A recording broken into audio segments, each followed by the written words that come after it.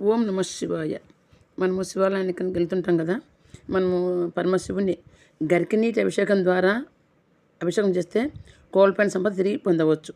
నువ్వుల నూనెతో అభిషేకం చేయడం వల్ల అకాల మరణ భయం తొలగిపోతుంది. ఆవు పాలతో అభిషేకం చేస్తే అన్ని రకాల సుఖ సంతోషాలు లభిస్తాయి. పెరుగుతో అభిషేకం చేస్తే శక్తి, ఆరోగ్యం, ఆయుస్సు సమకూరుతాయి. ఆవు నేతితో అభిషేకం చేస్తే సంపద, ఐశ్వర్యం ప్రాప్తిస్తాయి. చూడండి, ఈ అభిషేకం చేసేటప్పుడు మనము ఓం త్రయంబకం యజమహే సుగంధిం పుష్టివర్ధనం ఉర్వారుకమేవ బంధనాత్ మృత్యోర్ముక్షయ మామృతాత్. ఈ మహామంత్రం పఠిస్తే చాలా మంచిది.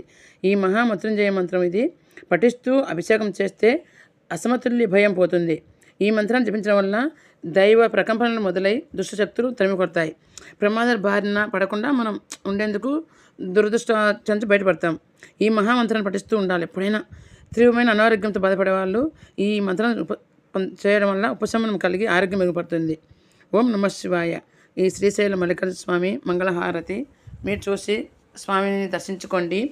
ఇప్పటికైనా ఓం నమ శివాయ ఈ మంత్రాన్ని చదువుకునే చాలు.